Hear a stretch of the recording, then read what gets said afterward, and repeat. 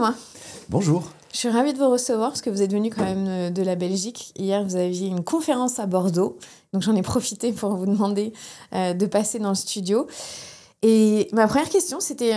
j'avais envie que vous racontiez un tout petit peu votre histoire professionnelle qui est assez singulière, assez particulière. Vous êtes venu sur le tard à la psychologie parce qu'avant, vous étiez avocat, si je ne me trompe pas. Oui, absolument. Oui, j'ai commencé ma carrière comme avocat dans l'intention d'aider les gens à traverser les conflits. J'avais mesuré, bien qu'ayant eu une enfance chaleureuse et joyeuse, j'ai eu la chance d'avoir de bons parents, une famille nombreuse.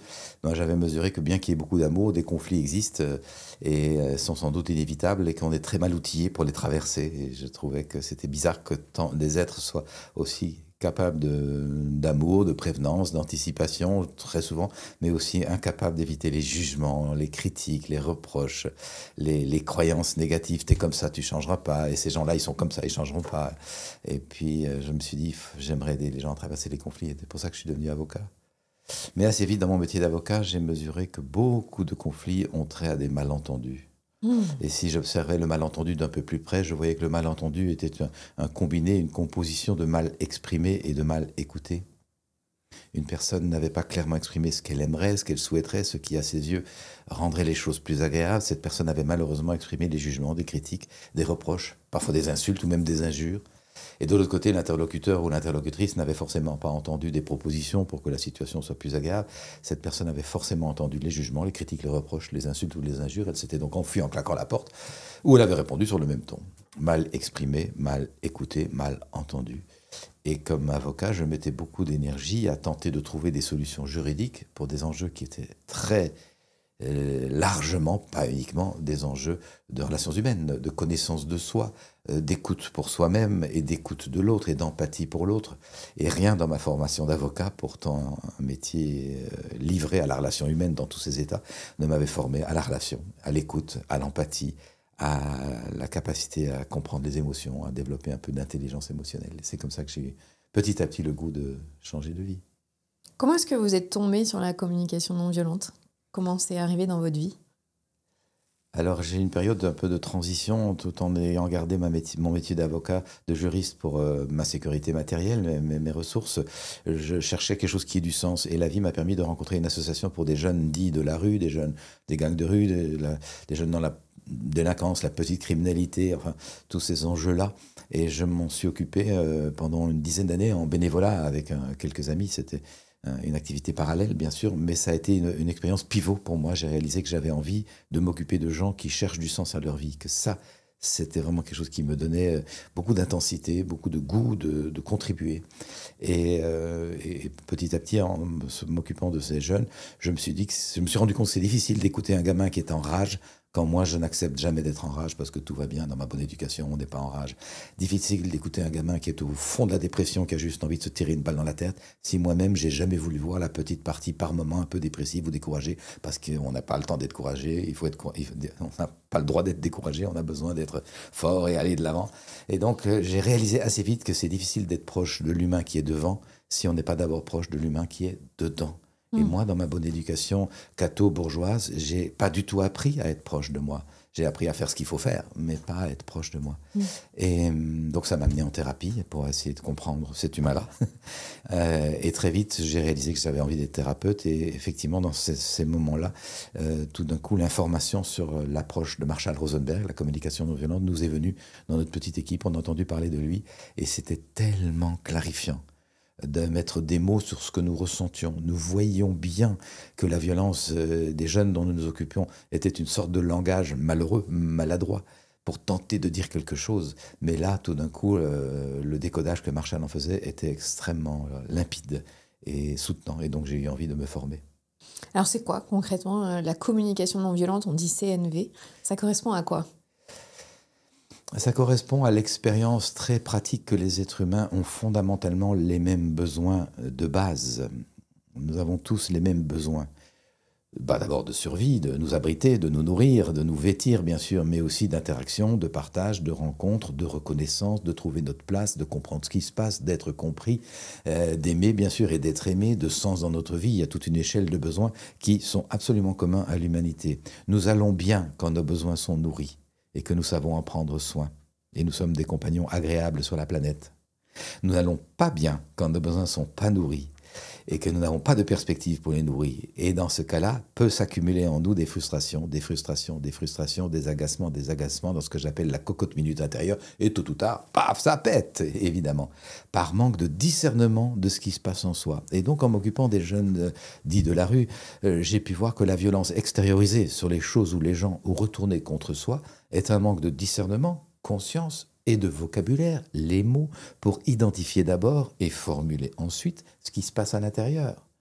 Quand je n'ai pas le discernement ni le vocabulaire pour réaliser que je me sens triste, déçu, partagé, divisé, impuissant, impuissante, terrorisé, inquiète ou en rage, quand je n'ai pas le discernement pour faire le lien entre ces sentiments et mes besoins, de nouveau, j'ai besoin d'appartenance, j'ai besoin de reconnaissance, j'ai besoin de trouver ma place, j'ai besoin de me sentir vivant ou vivante, j'ai besoin de comprendre ce qui se passe, j'ai tellement besoin d'être compris, etc. Tous ces besoins fondamentaux, quand je n'arrive pas à discerner que c'est ça qui se passe en moi, eh bien, effectivement, la mécanique de la cocotte minute s'installe et la violence arrive presque inévitablement. Soit la cocotte explose de façon agressive sur les choses ou les gens, soit la cocotte implose, dans la violence retournée contre soi, et ça, c'est évidemment la dépression ou le burn-out ou toutes sortes de maladies somatiques. Et donc, j'ai réalisé que c'était vraiment essentiel d'apprendre à se connaître. Et vous avez réussi de manière rapide, ou ça a pris beaucoup de temps d'arriver, vous, à connaître votre fonctionnement? C'est jamais fini, évidemment. C'est le travail de toute une vie. Mais disons que j'ai trouvé... l'apprentissage de cette pratique est arrivé alors que j'étais déjà en psychanalyse depuis des années. Donc j'avais quand même déblayé pas mal les gros morceaux. Donc j'ai pu l'intégrer assez rapidement, je pense, par rapport à d'autres personnes qui démarreraient comme ça du jour au lendemain ce travail de connaissance de soi. Ce que je vois, c'est que c'est très variable d'une personne à l'autre. Maintenant, je l'enseigne depuis 30 ans, cette approche dans une dimension citoyenne. Se connaître, c'est pas juste un enjeu de développement personnel, c'est un enjeu de développement social durable. C'est la façon de mettre le meilleur de soi au service de tous. Et dans une période de crise comme celle que nous traversons, qui est quand même sérieusement secouante, trouver du sens à sa vie et savoir avoir un effet d'entraînement pour aider les gens à en trouver, c'est vraiment des enjeux fondamentaux. Et donc, je l'enseigne avec beaucoup de joie, de conviction que tôt ou tard, ce type d'approche fera partie de l'enseignement depuis la maternelle. Tout enfant qui va à l'école aura, à côté de lire, écrire et calculer, qui sont les piliers fondamentaux, qui sont bien sympathiques, mais complètement inutiles si on ne sait pas se gérer soi et qu'on se plante systématiquement dans toutes les relations, eh bien, il y aura un quatrième pilier, aussi fondamental, si pas plus, qui sera se connaître, pour pouvoir se mettre au bon endroit et savoir gérer ce citoyen et éviter d'en faire une bombe à retardement. Ça a changé quoi pour vous, dans votre propre vie d'homme, mais surtout de père, d'avoir accès à toutes ces informations? Ça a été un tournant significatif pour la simple raison que, avant cette approche-là, j'avais beaucoup trop peur de l'engagement affectif. Je ne me voyais pas m'engager dans un couple durable. J'avais des relations amoureuses, mais il ne fallait pas que ça se solidifie trop parce que ça me faisait trop peur. J'avais peur de perdre ma liberté, de ne pas pouvoir être moi-même en étant dans un couple. Le discernement que m'a permis l'approche de la communication non violente m'a vraiment aidé à petit dissoudre mes peurs, comprendre ce qu'il y avait derrière et sentir que j'étais tout à fait capable d'entrer dans un couple sans perdre ma liberté, qu'il s'agissait juste de trouver la personne avec qui je pouvais m'entendre et nommer ces choses et trouver l'espace. Et j'ai trouvé une femme merveilleusement libre et autonome qui adore sa vie et on s'entend super bien au-delà de toute attente. J'ai 27 ans de vie de couple et j'en suis tous les jours de plus en plus joyeux. Voilà, donc j'étais le premier bénéficiaire de cette approche. Et ensuite, à l'époque, quand j'ai commencé ce travail sur moi, 33, 34, 35 ans, je ne pensais pas avoir des enfants. Je ne voulais pas emmener les enfants dans ce monde de désarroi. Et donc, maintenant, j'ai très vite eu 3 filles avec Valérie, ma femme, et elles sont des jeunes adultes maintenant. Et je suis un père absolument comblé de voir ces 3 jeunes filles grandir en autonomie, en discernement, en joie d'être là, en goût de contribuer au monde. Ouais, et dans l'appellation communication non violente, on ne mesure pas le potentiel. On entend quelque chose. D'abord, il y a des personnes qui ne s'y reconnaissent pas. Et moi-même, la première fois, je dis moi, je n'ai pas besoin de ça, je ne suis pas violent. Je ne mesurais pas à quel point mes systèmes de pensée sont ombrageux et sont retenants, sont même bloquants par moments. Comme on peut être pris dans des mécanismes que j'appelle aujourd'hui des mécanismes autobloquants ou des enfermements. Je fais ce jeu de mots, des enfermements. Et donc, pas mal de personnes n'imaginent pas combien nous sommes malheureusement habitués à une certaine brutalité par nos habitudes de pensée. Ensuite, le mot communication laisse entendre qu'on a affaire à quelque chose de très horizontal. Je vais travailler à mieux dire ce que j'ai à dire et travailler à mieux écouter ce que l'autre a à dire. C'est pas faux. C'est pas faux. Toutefois, pour arriver à dire ce que j'ai à dire, alors que bouillonne en moi une grosse colère et que l'envie première qui me passe par la tête, c'est d'envoyer mon poing dans la figure de l'autre, et arriver à maîtriser mes sentiments, mes besoins, pour faire des demandes claires et passer un message qui soit audible par l'autre, ça demande un ancrage. C'est de la non-violence septième dan, et un ancrage profond en soi et une capacité d'éveil pour discerner, c'est plus comme ça que je fonctionnais, j'ai envie de créer un autre monde où les relations sont plus harmonieuses. De l'autre côté de cette horizontalité, arriver à écouter l'autre, alors que l'on sent bien dans le ton, dans l'attitude, dans le regard, dans le non-verbal, dans l'énergie qui se dégage et les vibrations de la personne, que l'autre personne a envie d'envoyer son poing dans notre figure à nous, et rester disponible, patient, empathique et tenter de comprendre cette personne-là, c'est aussi de la non-violence septième dan. Ça demande de nouveau un ancrage et une perspective, un éveil. Et donc, de plus en plus, j'appelle cette approche la conscience non-violente. J'essaye de défaire dans mon esprit de vieilles habitudes de violence. C'est vrai qu'il y a beaucoup de parents qui sont stressés, sûrement anxieux, de se dire qu'ils élèvent des enfants dans un monde qui est un peu brutal, qui est un peu dur en ce moment. Et de vous entendre dire que vous aviez ces peurs-là, et qu'aujourd'hui, vos filles sont jeunes adultes et qu'elles sont joyeuses, et que je trouve que ça donne beaucoup de pouvoir aux parents qui parfois se sentent démunis, et parce que l'environnement est intense, alors qu'en fait, nous, déjà, dans notre foyer, on peut changer des choses. C'est considérable le pouvoir que nous avons de changer les choses et d'éveiller nos proches, évidemment notamment nos enfants, si nous sommes parents, à regarder le monde autrement. Inversement, si je me plains de tout, que je rentre en râlant de mon travail, que j'en veux à mon patron, à mes collègues, au trafic, au gouvernement, et que je passe ma vie à râler, je donne un modèle du monde qui n'est pas très inspirant. Et donc, bien des enfants se disent « c'est quoi cet univers ? J'ai pas envie de grandir là-dedans ». Et quand ils décident pas de repartir d'où ils viennent, ce qui arrive parfois quand même avec des enfants qui se suicident de plus en plus jeunes, ça peut malheureusement arriver, eh bien certains se maintiennent dans des comportements d'adolescents. Je veux pas entrer dans le monde adulte, je reste une sorte d'adolescent à perpétuité. Nous avons besoin de clarifier l'importance du modèle que nous donnons par notre façon de faire, par notre attitude, notre dégaine à travers la vie. Et ça demande que nous nous connaissions mieux. Et je souhaiterais que les personnes qui nous écouteront acceptent de réaliser que le premier humain dont ils ont la charge, c'est eux-mêmes. Le premier humain dont nous avons la charge, c'est nous. Et donc nous sommes invités à prendre soin de nous-mêmes, à nous rencontrer, à nous soutenir, à nous encourager, à nous aider. Et si nous trébuchons, à nous relever avec affection comme un parent ferait d'un enfant. Et donc éviter les jugements, la culpabilité, les remords sur soi, ça ne sert à rien. Nous avons besoin de dépasser ça. Le sentiment de honte, il est souvent profond et il a un pouvoir d'inaction au final. Ah, c'est très inhibant, bien sûr, c'est tétanisant. Dans la période de nouveau que nous traversons, je pense que nous avons besoin que tout le monde soit sur le pont, pour reprendre ce langage de Marine, à la manœuvre. Et la manœuvre, c'est amener une nouvelle conscience, une conscience plus généreuse, plus encourageante, plus solidaire. Et ça commence par soi-même, avoir un regard solidaire par rapport à soi-même. Ne pas laisser une partie de soi dans l'ombre, ne pas rejeter une partie de soi par la culpabilité, par la honte ou le remords. C'est vraiment un travail d'élargissement du discernement et de pacification de soi, qui se révèle de plus en plus nécessaire, je pense. Et c'est pas compliqué. Les personnes qui nous écoutent ont fait toutes sortes d'apprentissages. Elles ont appris un métier, elles ont appris à conduire une bagnole, elles ont appris à aller sur Internet. Peut-être certains ont appris un instrument de musique ou du sport. Tout ça n'est pas venu par hasard.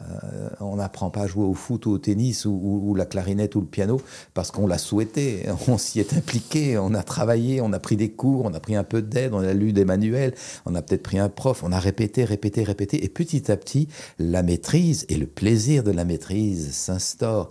Eh bien, la connaissance de soi, c'est du même ordre.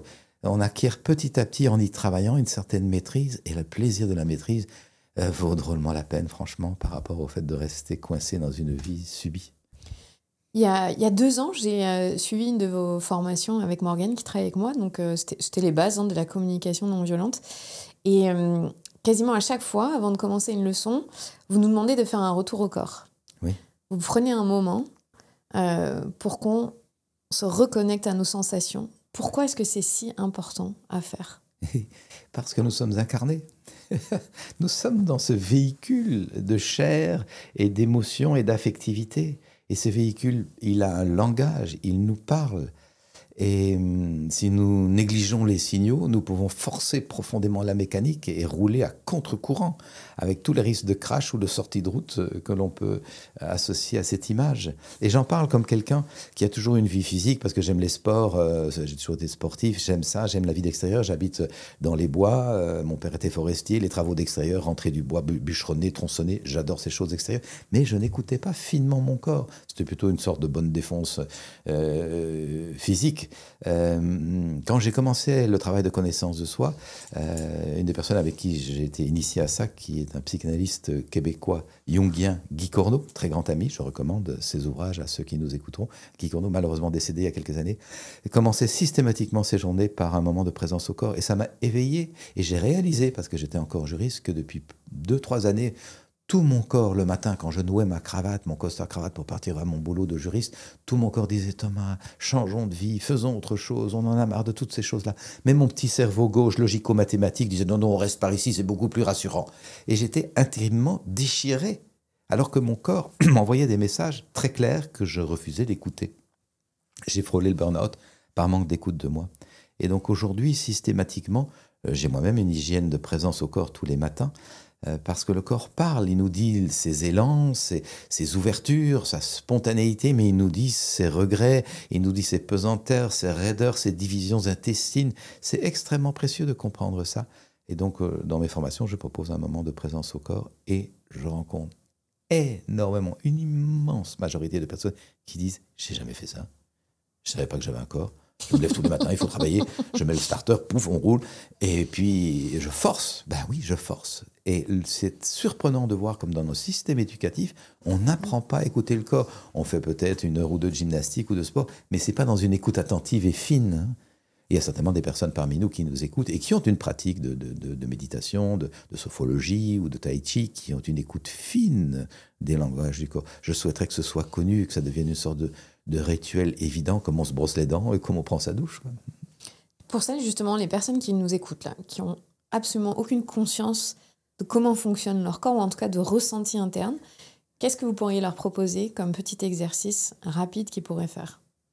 Pourquoi rapide ? Non, pas, ouais, c'est vrai, pour me dire.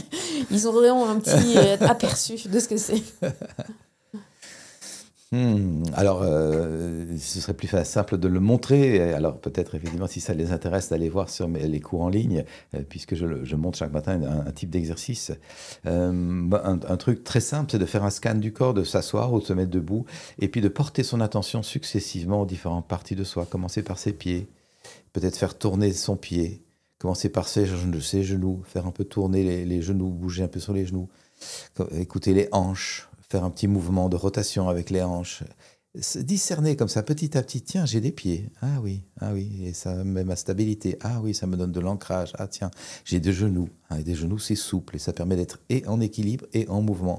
Merci mes genoux, pourquoi pas avoir un peu de gratitude pour ces genoux qui nous aident tous les jours.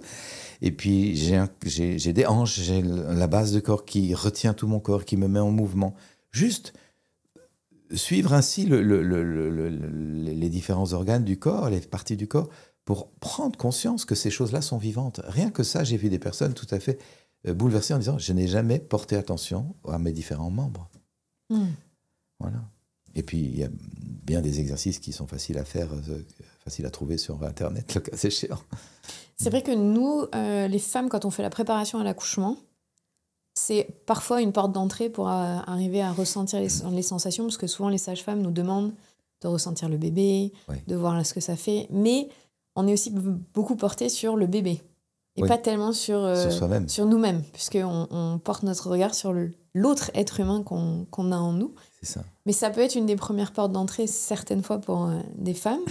Est-ce que vous avez la sensation que c'est encore plus difficile pour les hommes d'avoir ce retour au corps ? Parce que vous le disiez, on est souvent dans une pratique du sport assez intense, rugueuse, de l'effort qui fait mal mais qui accomplit des choses, mais moins dans la lenteur, dans l'écoute. Est-ce que vous le voyez, ça, que c'est parfois une notion genrée parce que socialement, on est élevé différemment. Peut-être qu'il y a une partie d'habitude là-dedans et de culture. Effectivement, les femmes sont peut-être plus invitées à être proches du corps et du soin et du care, comme on dit, l'attention par culture. Nous sommes, ceci dit, les hommes et les femmes outillés de la même façon. C'est juste que, effectivement, culturellement, on n'a pas été encouragés de la même façon et que les hommes peuvent avoir plutôt un tempérament un peu guerrier, bien blindé derrière sa cuirasse pour partir chasser le mammouth. C'est un peu une grosse caricature, mais ça se vérifie quand même. Heureusement, ça évolue beaucoup et je vois de plus en plus d'hommes accepter de vivre leur sensibilité et de la mettre au monde, et ça, c'est vraiment précieux.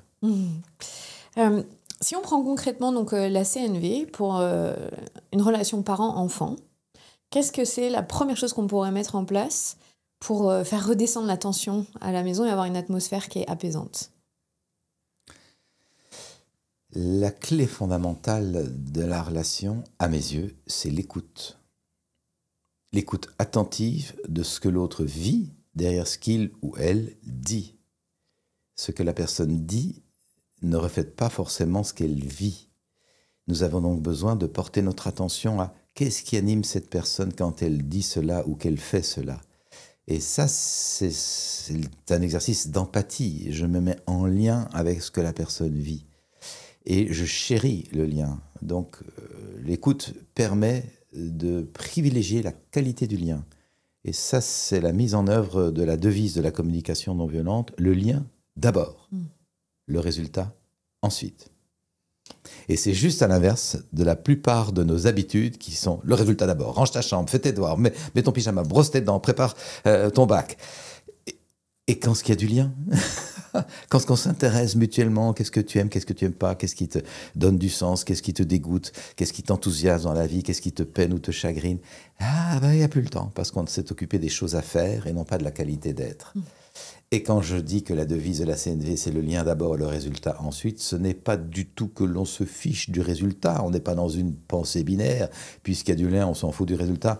Comme on aurait pu dans une autre pensée binaire, on veut d'abord du résultat et tant pis pour le lien. Ben non, il y a les deux.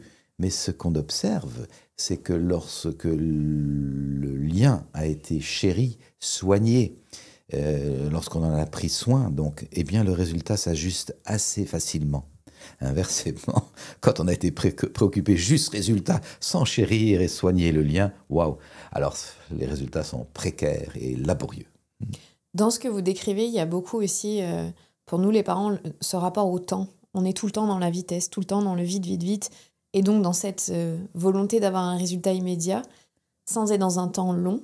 Vous le voyez, ça, que cette notion du temps, elle joue beaucoup dans notre incapacité à écouter et à communiquer correctement? Oh, bien sûr, bien sûr. Peu de personnes s'interrogent sur leur rapport au temps. Pour réaliser, je ne ferai pas l'économie du rapport au temps. Est-ce que je continue à vivre mon rapport au temps comme si c'était un ennemi qui m'empêche de vivre et contre lequel je dois me battre tous les jours? Ou est-ce que j'ai travaillé mon rapport au temps pour que ça devienne un ami, un allié qui me permet petit à petit de marcher vers mes projets, un compagnon de route?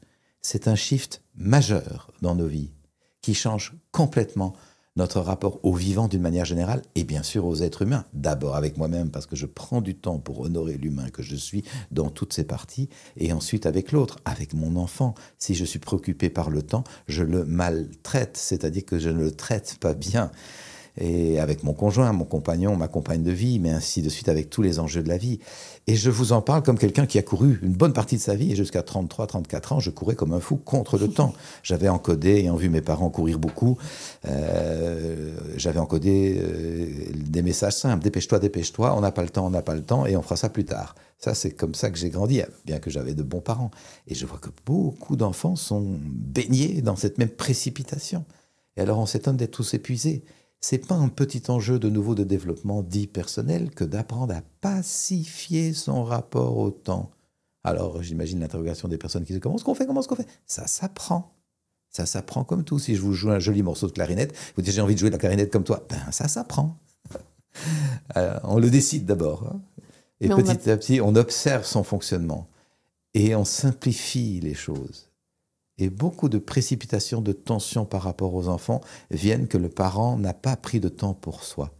Alors, je l'évoquais hier dans la conférence, quitte à vous lever 20 minutes plus tôt, prenez d'abord du temps pour vous. Honorez la personne que vous êtes, en sorte que cette personne soit détendue, calme et disponible pour écouter les autres et avoir un rapport patient et aimant avec l'enfant qui, par nature, fait les choses dans un autre rythme que vous. L'enfant, il vient de débarquer. Il a quelques années, 2, 3 ans, 4, 5 ans. Il n'est pas encore encodé dans cette précipitation contre le temps. Et heureusement, nous espérons, enfin en tout cas moi je l'espère, que les jeunes qui arrivent induisent un nouveau rapport au temps. C'est nous les adultes qui avons créé un rapport débile au temps. Nous sommes des produits de la société industrielle. Les gens qui étaient dans les fermes autrefois ont été engagés dans les grosses machines pour faire tourner l'industrie avec du travail de nuit. On a cassé complètement le rapport au rythme et nous sommes encodés comme des machines, comme des robots. Et donc je pense que c'est vraiment précieux de travailler à changer ça. Et c'est notre initiative personnelle qui peut petit à petit faire ralentir cette espèce de Titanic fou dont on sait bien qu'il fonce sur son iceberg. Et souvent, en plus, on a l'excuse de dire « mais j'ai pas le temps d'apprendre ». Donc, de toute façon, j'ai pas le temps. Donc, on est dans un cercle vicieux. C'est un choix qu'on peut faire. Alors, voilà. Quand j'entends ça, je dis vous faites le choix que vous voulez. Dans la formation aussi, vous pointez du doigt le fait qu'on a un vocabulaire très pauvre concernant notre ressenti. Et c'est vrai que moi, qui avais la sensation d'être plutôt à l'aise, quand vous donnez la liste de tous les mots, j'ai pris une petite claque parce que je me dis en fait pas du tout, en tout cas j'utilise très régulièrement les mêmes mots alors qu'il existe une palette assez infinie. Ça vient d'où ce rétrécissement, en tout cas cette incapacité à nommer correctement toutes nos émotions? Bon, il y aurait beaucoup à en dire. Je pense que pendant des décennies et des décennies, la vie a été un peu un combat et il fallait faire sa place sur la planète. Au départ, se défendre des grosses bêtes qui prenaient toute la place. Petit à petit, construire une culture, une civilisation, ça s'est souvent fait par du combat, donc de la lutte, donc pas trop de sensibilité pour pouvoir avancer. Alors on peut comprendre ça historiquement, mais aujourd'hui, les gros dinosaures sont plus là pour nous menacer. Et en principe, on peut envisager des relations beaucoup plus pacifiées et développer donc une connaissance de soi beaucoup plus fine. Et c'est vrai que moi-même, j'étais surpris, alors que j'ai toujours aimé la langue et l'écriture et la poésie, de voir la pauvreté de langage que j'avais vis-à-vis de moi-même pour discerner et nommer les enjeux de ce qui se passe à l'intérieur de nous. J'avais peut-être une quinzaine ou une vingtaine de mots pour dire mes sentiments. C'est fou. Alors, dans les formations de communication non violente, et vous aurez peut-être vu cette liste-là, on distribue un petit feuillet, une liste dans laquelle il y a plus de 150 sentiments agréables et 150 sentiments désagréables. Et ce sont autant de clignotants ou de signaux sur notre tableau de bord. C'est ça, l'utilisation des sentiments en communication non violente. Les sentiments agréables renseignent des besoins qui sont nourris. Quand vous êtes joyeuse, détendue, confiante, enthousiaste, émerveillée, c'est que des besoins de partage, de découverte, de rencontre, d'appartenance, de tendresse sont nourris. Et assez souvent, on est relativement au clair quand ça se passe du côté agréable. Mais là où c'est plus précieux, c'est quand les sentiments sont désagréables et qu'ils renseignent des besoins qui sont donc en creux et en manque, comme des clignotants sur un tableau de bord peuvent indiquer, attention, tu manques d'essence ou de pression dans le système de frein. C'est précieux de lire les clignotants. Quand je suis triste, découragée, déçue, fatiguée, impuissante, ça renseigne que des besoins de sens, de partage, de rencontre, de solidarité, d'appartenance ne sont pas nourris et qu'il est donc temps que j'en prenne conscience.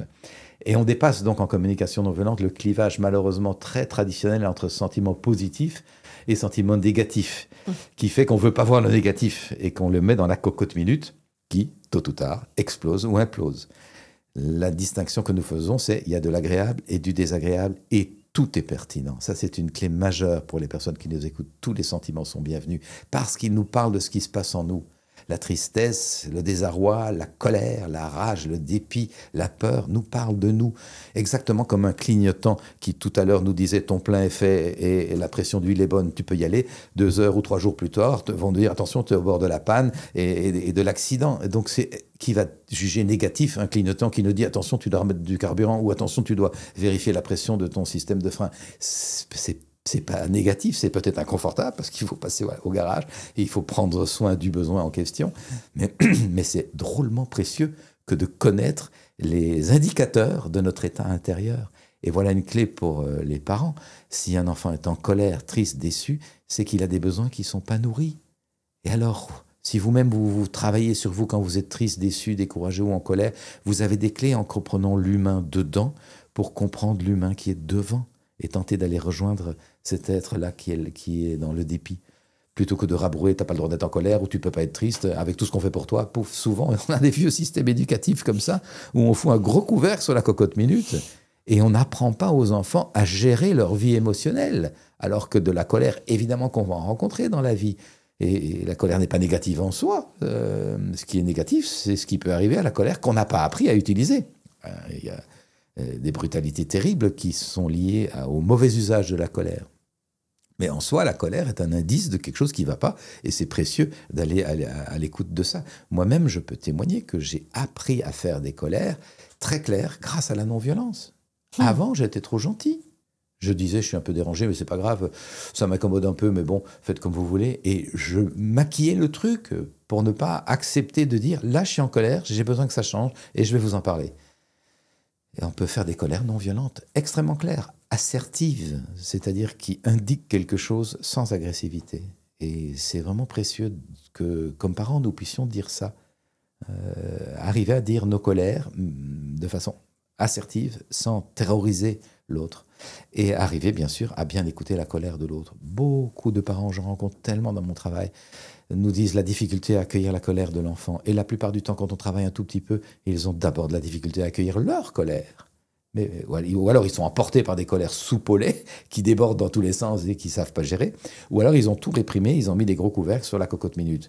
Mais donc, de nouveau, plus ils vont apprendre à se connaître et à faire bon usage des différents sentiments, dont la colère, plus ils auront des outils pour comprendre ce qui se passe chez l'enfant quand il est en colère.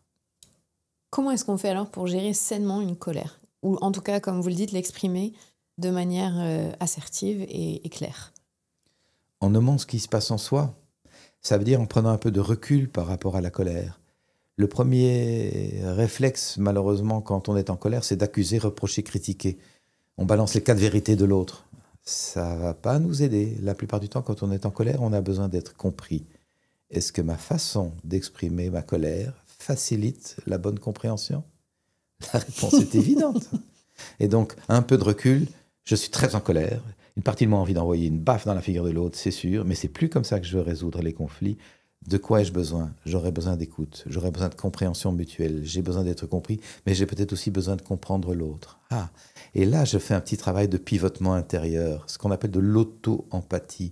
Je prends d'abord, de nouveau, un temps pour le premier humain dont j'ai la charge, qui est moi, avant de m'occuper de l'autre, en sorte que mon attitude soit beaucoup plus posée. J'ai pris conscience que je souhaitais être bien compris et bien comprendre l'autre. On est à un autre endroit que d'envoyer une baffe. Et ça, c'est pas un petit enjeu, c'est ce qu'on rêve de voir arriver entre gouvernants qui, plutôt que de s'envahir avec leur colonne de chars dès qu'ils sont pas d'accord, peuvent se dire on n'est pas d'accord, on a une frontière à préciser entre nous, on s'assoit et on cause. On aimerait que ça arrive à cet endroit-là, mais ça va pas arriver à cet endroit-là si chacun de nous, on s'entretue à la maison à coups de reproches, de critiques et a fortiori de baffes. De nouveau, on voit l'enjeu citoyen de ce travail. C'est ce que j'ai appelé dans un de mes livres de l'intériorité citoyenne. Et développer une vie intérieure permettant d'être un citoyen ou une citoyenne au meilleur endroit. Vous dites que donc, notre colère en tant qu'adulte, on n'a pas appris à l'accueillir et à l'exprimer correctement. Et du coup, on est incapable d'accueillir celle de nos enfants. Oui. Comment, quand on a réussi un petit peu à commencer ce travail d'autocompassion et d'écoute de soi, on fait pour être dans les meilleures dispositions pour accueillir celle de notre enfant, qui est légitime. Notre enfant a le droit d'être en colère. Oui, bien sûr. Ce qui va nous rendre disponibles pour écouter le ressenti de l'autre, c'est d'avoir d'abord, de nouveau, pris du temps d'écoute de notre propre ressenti. Quand la colère monte en moi, l'expression coutumière, c'est de dire « je suis hors de moi ». Immédiatement, la conséquence de ça apparaît. Quand je suis hors de moi, ce n'est pas le moment de m'occuper de l'autre. Il est temps que je m'occupe de moi, que je revienne en moi, que je développe donc de nouveau un petit recul pour dire là, je suis vraiment en colère, je risque de faire un malheur. Si je ne suis pas un petit peu attentif à ce qui se passe en moi, je risque de regretter mon geste, mon attitude ou mes mots. Discernement de nouveau, conscience. Je rappelle ça avec vigueur, parce que beaucoup de gens pensent que la non-violence, c'est un truc bisounours pour fumeurs de pétards. Ça n'a juste rien à voir avec ça. C'est une véritable hygiène de vie, c'est une discipline de paix. Prenons conscience qu'on sait faire la guerre à travers le monde, hein, et on le voit bien aujourd'hui, on s'y malheureusement prépare, il semble. Pourquoi est-ce qu'on sait faire la guerre? Parce qu'on s'y entraîne, parce qu'il y a des disciplines de guerre, il y a des écoles de guerre, il y a des armées et des drills et de la répétition et des processus et tout ça. Ben oui, on sait faire la guerre, on s'y est même formé un mental pour faire la guerre. Mais la paix, c'est pareil, ça va pas tomber du ciel par hasard parce que nous sommes pleins de bonnes intentions, avec une prière vertueuse, s'il vous plaît, apportez la paix. C'est pas suffisant du tout. Si vous souhaitez apprendre le saxophone, c'est pas en priant que vous allez le maîtriser, hein. Mais même pour le football. Nous avons donc besoin d'intégrer dans nos vies une discipline de paix, des rituels de paix, une hygiène de paix.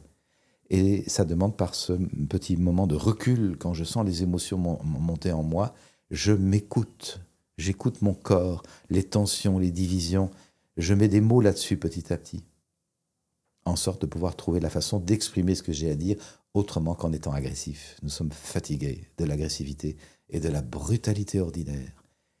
Tellement de brutalité ordinaire, qui est le fruit du fait qu'on a perdu le sens de son existence. Dans toutes mes conférences, je fais sur un tableau, un paperboard, un dessin d'un fil rouge qui monte comme ça. J'appelle ça le fil rouge de notre vie. Depuis 30 ans que j'accompagne les personnes à travers les circonstances de la vie en quête de sens, j'ai cette confiance que nous cherchons profondément à goûter, à savourer la vie, à goûter un état de paix stable, transportable et si possible généreux, contagieux. Nous cherchons ça. Je ne demande pas aux gens de me croire sur parole, hein, mais de vérifier en faisant des arrêts sur image. Arrêtez-vous régulièrement pour dire pourquoi je fais ça. Pourquoi je conduis mes enfants à l'école, pourquoi je fais des courses, pourquoi je vais au travail, pourquoi je tiens cette réunion, pourquoi je fais mes téléphones, pourquoi je vais scroller sur Internet. Si vous travaillez ce que j'appelle la spirale de conscience concentrique, de besoin en besoin, nos besoins étant un peu comme des poupées russes qui s'emboîtent les uns dans les autres, vous allez, à mon avis, immanquablement arriver à « je fais ça parce que je pense que ça va me rendre plus heureux, plus joyeux, ou en tout cas plus en paix ». C'est ça pourquoi j'agis, pour être plus heureux, plus en paix. Personne ne vous a forcé à vous mettre en couple. Vous vous êtes mis en couple parce que vous avez dit on sera plus joyeux, on va partager la vie, ça va nourrir notre contentement intérieur, on va être solidaires et émerveillés ensemble du processus de la vie. À un moment, personne ne vous a forcé à faire des enfants. Vous vous êtes dit on va faire des enfants, ça va être fabuleux, on va se transmettre dans des enfants pour les encourager à s'émerveiller d'être vivants dans ce monde incroyable. Ça va être merveilleux, nous allons faire des enfants parce que c'est pour partager de l'enchantement. Alors on fait un enfant, 2 enfants, 3 enfants. Et voilà-t-il pas qu'un matin, dans la bagnole, dans les emboutes, on se chamaille avec ces enfants qu'on a mis au monde pour s'enchanter. Mais qu'est-ce qui s'est passé?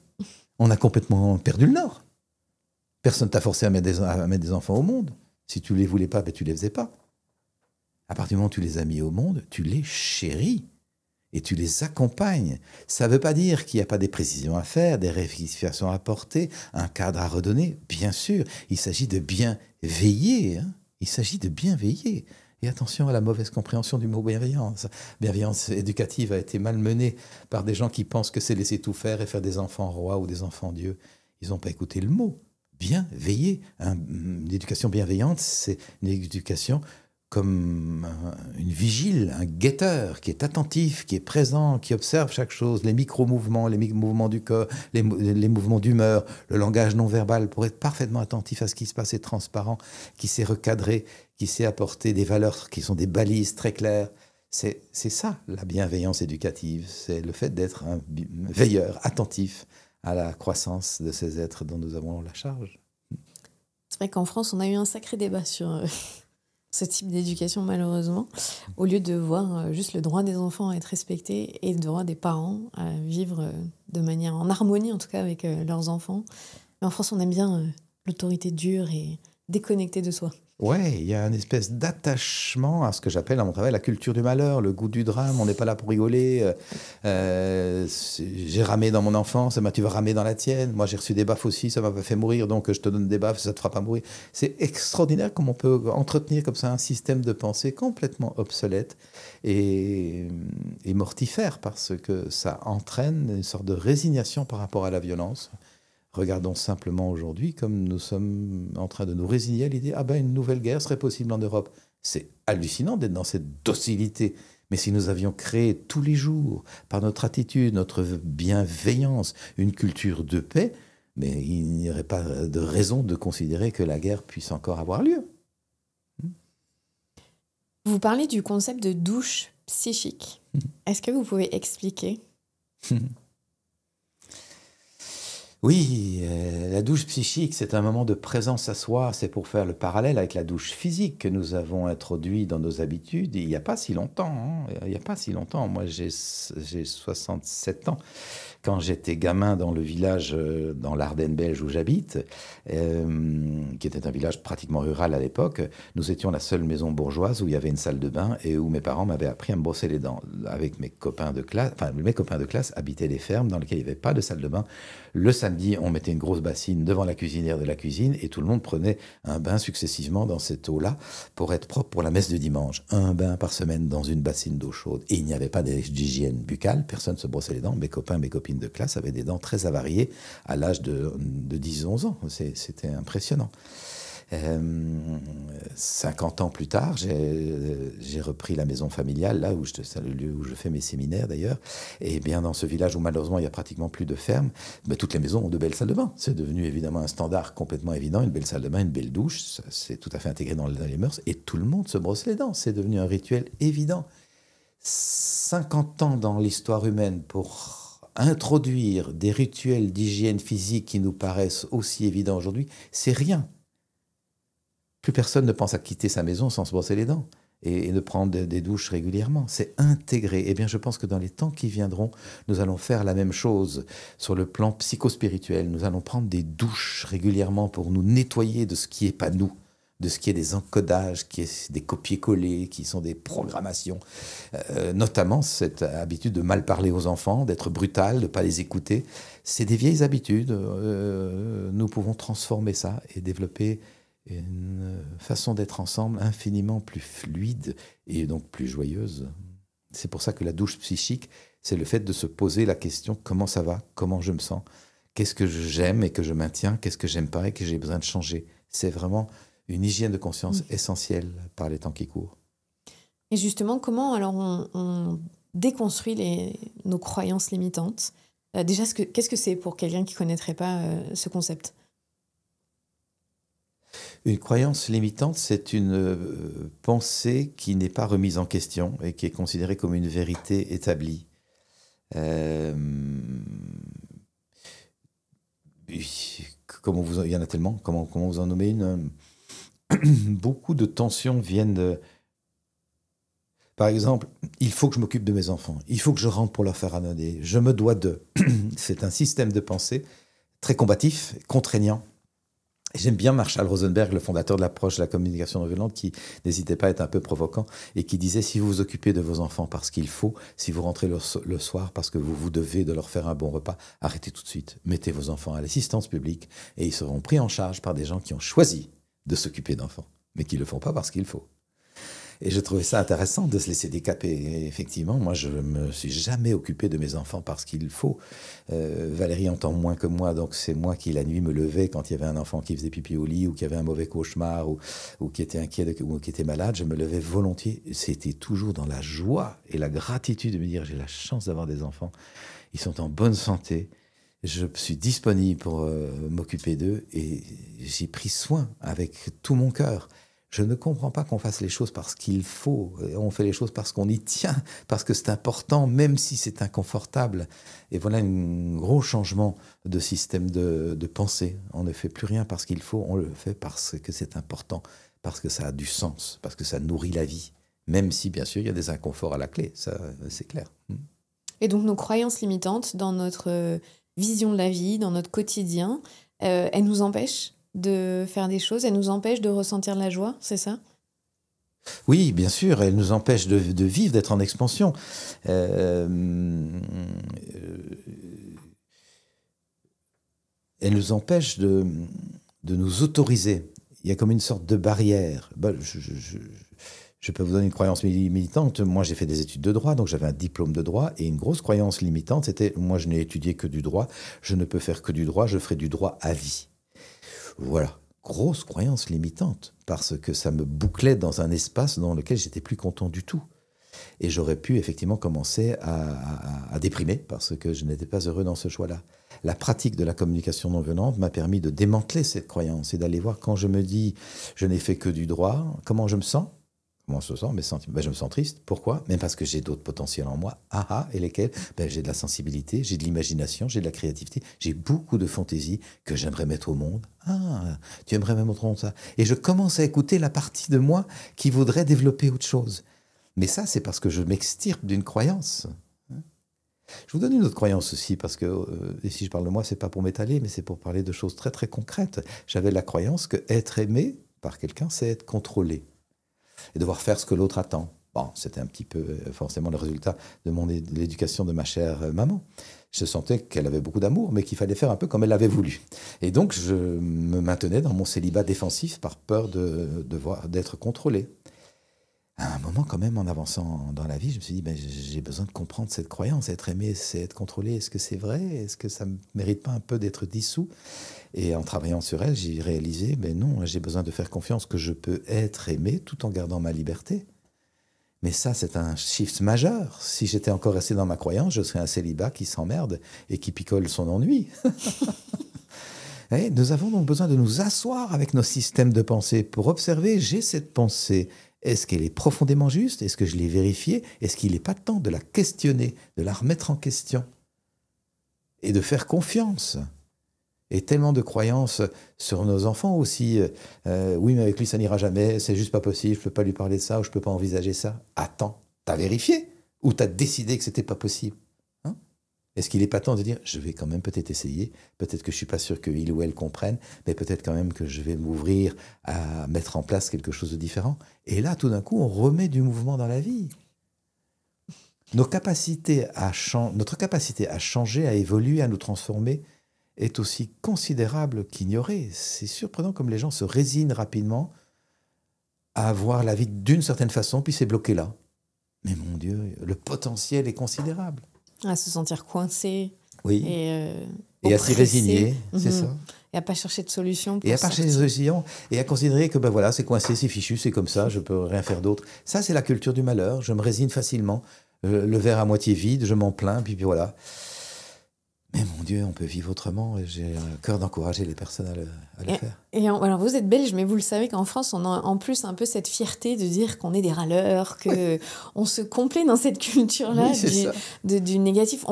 On pointe souvent du doigt les États-Unis qui ont, eux, l'inverse, cette culture de toujours sourire qui est soi-disant faux. Oui. Mais parce que c'est plus simple de dire, regardez eux, comment ils sont faux, plutôt de se dire, peut-être que nous, on pourrait améliorer les choses. Changer un petit peu et sortir de notre malheur qu'on entretient. En France, on aime bien quand même ça. C'est ça. Donc on est influencé par notre culture dans laquelle on vit aussi, dans la société dans laquelle on évolue.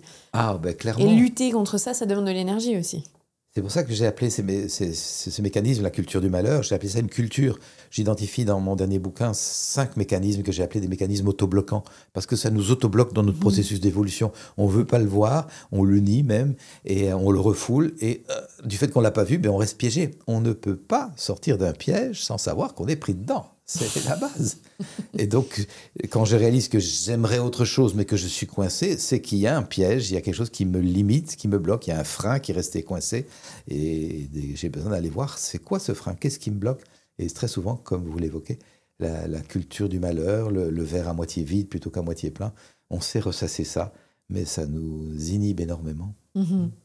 Moi, je sais que sur les réseaux sociaux, je ne choisis que des comptes qui amènent des choses positives. J'ai arrêté de suivre, par exemple, des informations qui tout le temps tournent autour des choses difficiles, parce que c'est vrai qu'on est vite pollué. Oui. Et après, on a du mal à faire le discernement. Et donc, on porte un peu cette noirceur en nous qu'on amène à la maison. Mais clairement... Pardon. Et les jeunes d'aujourd'hui ont besoin de voir des adultes qui font confiance dans la vie, qui sont habités par la joie d'être vivant à travers les intempéries. Il n'y a pas d'angélisme dans ce que je dis, mais bien sûr, la période est tourmentée et chahutée. Et cependant, l'humanité en a connu d'autres, des périodes chamboulantes. Et nous avons une grande résilience. Et nous avons donc besoin de témoigner qu'à travers ce chamboulement, la vie mérite d'être vécue. Et donc que l'on sait voir ce qui va bien, ce qui est beau, ce qui est généreux, ce qui est digne d'émerveillement. Et je souhaiterais que les parents puissent donner cet éclairage-là Parce que beaucoup de jeunes se demandent un peu dans quel monde quel monde on leur livre. Et c'est en partie notre responsabilité d'indiquer autre chose. Hein. J'aime cette formule de Gandhi qui disait « L'exemplarité n'est pas une façon d'éduquer, c'est la seule. L'exemplarité est la seule façon d'éduquer. Donner un exemple intéressant, pas pour faire du copier-coller, mais que pour que les jeunes se disent « Waouh, là, papa et maman, ils sont forts hein, pour traverser ça comme ça. Là, dans tel conflit, je les ai vus poser, attentifs, essayer de comprendre. Là, dans ce moment de deuil, ils ont perdu tel ou tel ami. Je les ai vus pleurer ce qu'il y avait à pleurer pour retrouver finalement la joie. Waouh, c'est des modèles inspirants. Moi, j'ai envie un jour d'être adulte.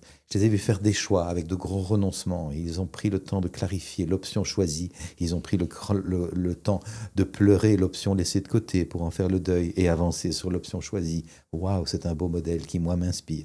Vous voyez, cette exemplarité, c'est essentiel. C'est comme ça qu'on a le goût de grandir. C'est vrai que souvent on oublie dans la parentalité qu'on veut inspirer nos enfants.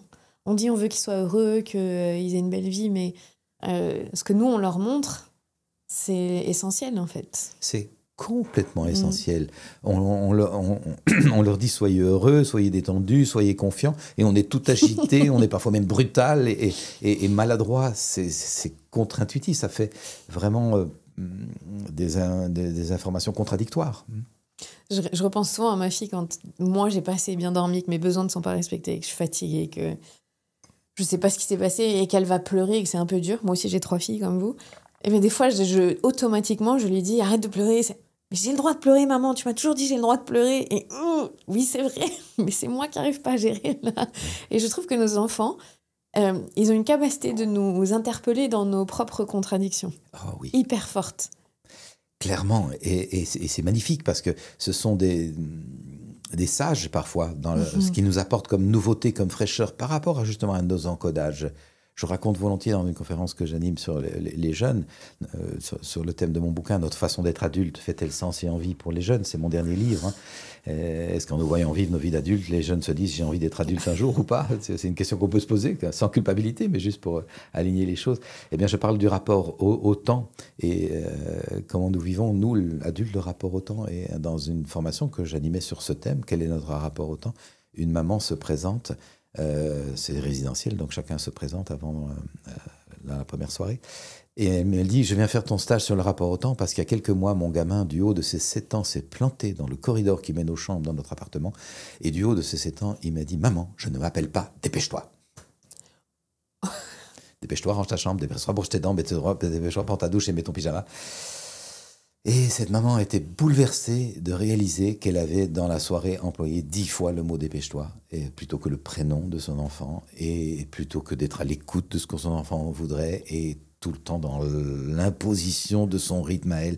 Et ce qu'elle disait était très touchant. Mon enfant, j'ai eu l'impression que c'était un bon maître, et que tout d'un coup c'était moi le disciple. Parce que son message était de sagesse. Il me disait, maman, toi tu t'es encodé comme les autres adultes dans un rythme fou, tu ne te respectes pas. Tu m'imposes un rythme que je ne veux pas subir. Vous savez que vous êtes sur un Titanic fou qui va s'exploser sur son iceberg. Moi, avec ma génération, je viens pour faire ralentir le monde et retrouver des rythmes plus justes. En tout cas, c'est comme ça que la maman décodait. Je trouve ça c'est un beau décodage. Et le deuxième message, dit-elle, que mon gamin m'envoie comme ça indirectement, c'est « Maman, tu ne m'as pas mis au monde pour que je me couche à 8 heures du soir ayant brossé les dents et mis mon pyjama. Tu m'as mis au monde pour qu'on s'enchante d'être vivants ensemble. » Hein? Hein? Et ça date de quand, notre dernier moment d'enchantement? Alors, ok, prendre sa douche, mettre son pyjama, se brosser les dents et partir à l'école reposer, c'est une logistique intéressante pour l'enchantement. Mais le but, c'est l'enchantement. Et ça, j'aime le rappeler, bien sûr, on ne met pas au monde pour leur faire passer le bac et qu'ils deviennent de bons fonctionnaires dans la grosse industrie capitaliste. Hein. Mon Dieu, on le met au monde pour s'enchanter d'être vivant. C'est fort ce que vous dites, mais je pense qu'il y a beaucoup de parents qui vivent dans un train qui ne s'arrête jamais, qui ne regardent pas par la fenêtre, qui ne sont plus dans la capacité de voir la beauté, comme vous dites, qui ne ressentent plus rien et qui font subir tout ça par répercussion aux enfants, et aussi parce que dans le système dans lequel on vit, hein, on presse tout le monde comme des petits citrons, comme on le disait. Ce serait quoi la première chose à faire pour un parent qui ne peut plus voir, parce que là, ce que vous donnez comme exemple, c'est fort, mais la maman, elle a su écouter son enfant. Elle a su dire stop, et parfois, les parents, on n'écoute même plus nos enfants de cette manière-là. C'est d'abord s'écouter soi-même pour pouvoir écouter l'autre. Ce qu'il faut retenir. Les deux, bien sûr, mais c'est vrai que ma capacité à être finement à l'écoute de l'autre sera assez bien fonction de ma capacité à être finement à l'écoute de moi. Et donc, la première personne avec qui nous avons besoin d'apprendre à être à l'écoute, c'est nous. Et donc, de développer plusieurs fois par jour un moment d'attention pour soi-même. C'est comme du jardinage. Dans mon premier bouquin, paru il y a 24 ans, je pense, Cessez d'être gentil, soyez vrai, hein, j'évoquais 3 minutes, 3 fois par jour pour prendre contact avec cet humain-là. Et se poser la question, comment ça va, comment je me sens, qu'est-ce qui me réjouit, qu'est-ce qui fait sens, qu'est-ce qui m'enchante, quelles sont les valeurs qui sont nourries et vers lesquelles je tends, mais aussi, donc pour clarifier que ma boussole va bien par là, mais également qu'est-ce qui me pèse, qu'est-ce qui me divise, qu'est-ce qui me peine, qu'est-ce qui me fatigue, pour comprendre les besoins qui sont en creux, en manque, et dont j'ai besoin petit à petit de prendre soin. Une hygiène de conscience pour se situer. C'est pas compliqué. 3 minutes, 3 fois par jour, personne ne peut dire qu'il n'a pas ce temps-là. Ça demande juste une rigueur, parce que c'est pas dès la première fois, ni même la première semaine, ni même les premiers 10 jours qu'on perçoit le bénéfice. Toutefois, je peux vraiment en assurer les personnes qui nous écoutent, si je fais ça régulièrement, eh bien petit à petit, le bénéfice d'une présence beaucoup plus riche, intense et ancrée en moi se fait sentir. Et ça permet, c'est la clé pour pouvoir être à l'écoute de l'autre sans impatience. Sans impatience. Tout à l'heure, vous parliez de ça, hein, de ce concept de mal dit, mal entendu, mal écouté. Comment on formule quelque chose pour que ce soit bien entendu? Il y a beaucoup de gens qui ne connaissent pas du tout la façon de faire. Ça demanderait presque un petit cours. Ça irait au-delà du temps que nous avons ici. Formuler nos profonds besoins, pas nos envies, pas nos désirs. Comment dire ça de façon qui soit claire? Plutôt que de dire à son enfant, range ta chambre, et si tu la ranges pas, tu seras privé de télévision ou de Wi-Fi, avec le langage brutal et menaçant, très habituel, de pouvoir dire, écoute, je suis fatigué de mettre l'ordre dans la maison, j'aurais besoin de partage et de réciprocité dans les tâches. Est-ce que toi, tu serais d'accord de faire ta part en rangeant ta chambre, en descendant le linge sale et en passant l'aspirateur? Est-ce que ça t'irait? La plupart du temps, pas toujours, parce que ce n'est pas magique, évidemment. Si je formule un sentiment, je suis fatigué, j'ai besoin d'aide et de réciprocité, de partage des tâches, est-ce que toi, tu serais d'accord de faire ta part en rangeant ta chambre? La plupart du temps, ça va solliciter de la compassion et le goût de contribuer chez l'autre. Parce que ça, c'est vraiment un des enjeux qui, moi, me fascine depuis 30 ans, combien nous aimons contribuer au bien-être des uns et des autres. Nous aimons ça, c'est l'essence de notre être. Toutefois, cet élan de vie généreux et partageant a souvent été meurtri par des attitudes brutales. Et parfois, ce n'est plus ce qu'on voit. On ne voit plus un goût de contribuer. C'est juste qu'il a été abîmé, il a été meurtri. Mais voilà comment on fait des demandes. On exprime un ressenti, on exprime un besoin fondamental dans lequel très possiblement l'autre peut se reconnaître, et on fait une demande qui est négociable parce qu'il peut se faire que l'autre me dit « Ben maman, j'apprécie l'ordre et la propreté qu'il y a dans la maison, c'est sûr, je te remercie beaucoup. En même temps, moi, je suis vraiment débordé par mes examens. Là, j'ai vraiment pas le temps de ranger la chambre. Est-ce que ça te va que je fasse plutôt le week-end ou la semaine prochaine ?» Et on négocie. On n'est plus dans des rapports de force à coup de gourdin, tu vas faire ça sinon je te punis. On cherche le point de rencontre. Et ce que j'observe de nouveau, c'est pas magique du tout, mais lorsqu'on cherche le point de rencontre sans qu'il y ait quelqu'un qui écrase l'autre, ni qui s'écrase soi, il n'y a ni domination, ni soumission, on cherche le point gagnant-gagnant, eh bien la plupart du temps ça se fait. On trouve une façon de s'entendre dans le respect de l'un et de l'autre. Mais de nouveau, ça demande d'élargir le discernement. C'est pas parce que moi j'ai tel besoin que toi tu l'as au même moment que moi et dans la même mesure. De nouveau, je souhaite être respecté dans ma posture. Le minimum, c'est que je te respecte dans la tienne. Et on cherche ce point de rencontre. Ça, c'est le shift majeur. On ne s'impose plus des choses, mais on cherche le pas de danse. L'image de danse, la danse de couple peut éclairer, où on ne se marche pas sur les pieds, mais on a du plaisir à danser ensemble.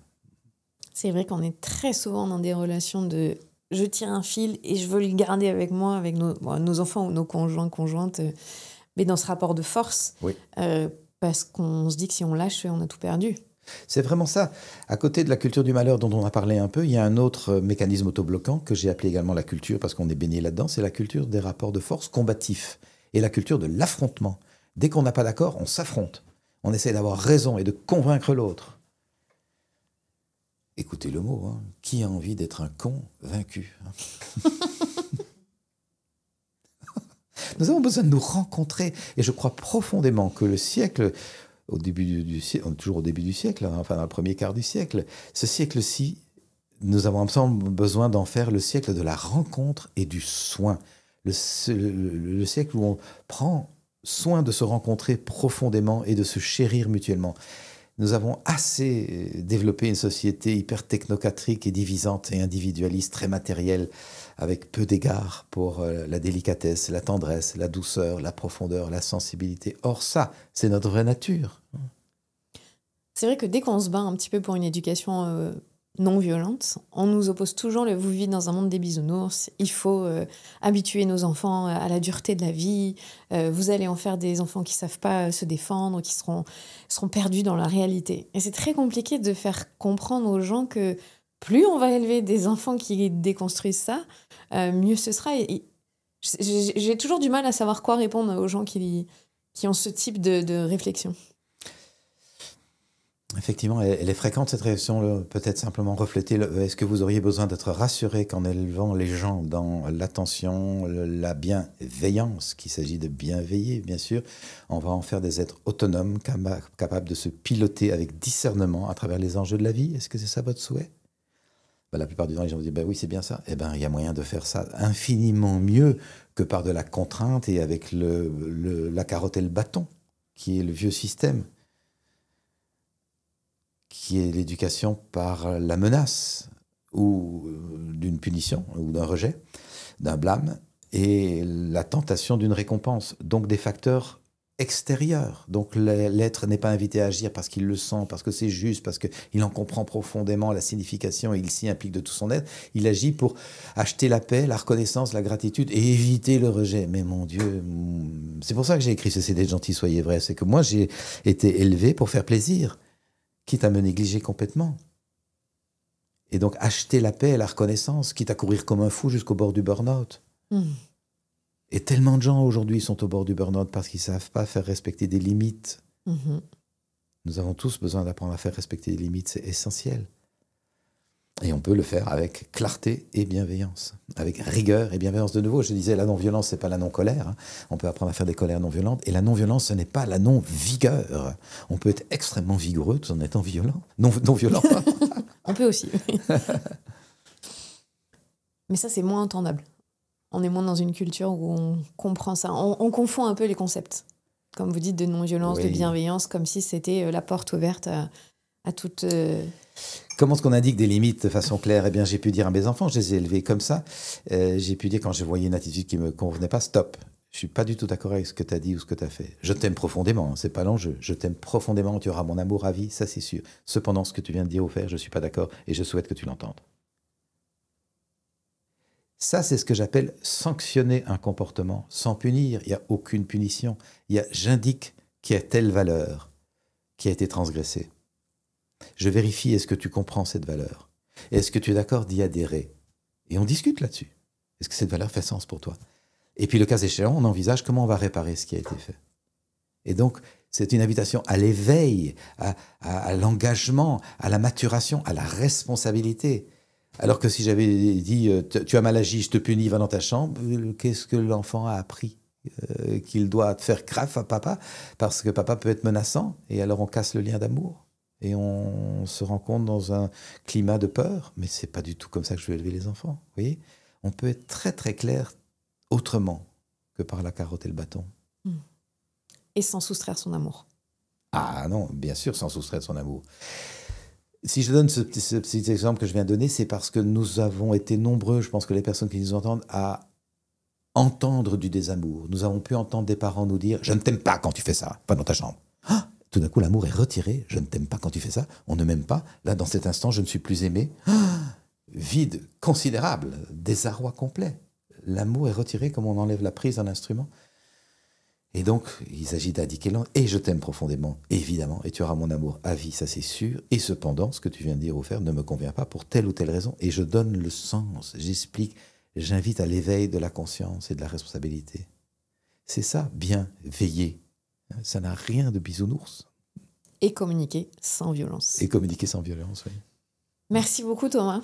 Merci pour toutes les explications. Si vous avez envie et vous écoutez d'aller beaucoup plus loin, il y a toute la plateforme en développement où on retrouve beaucoup de formations. Parce qu'il y en a, moi j'en ai fait une, mais il y en a qui s'appliquent aux couples, aux parents, au travail, je crois.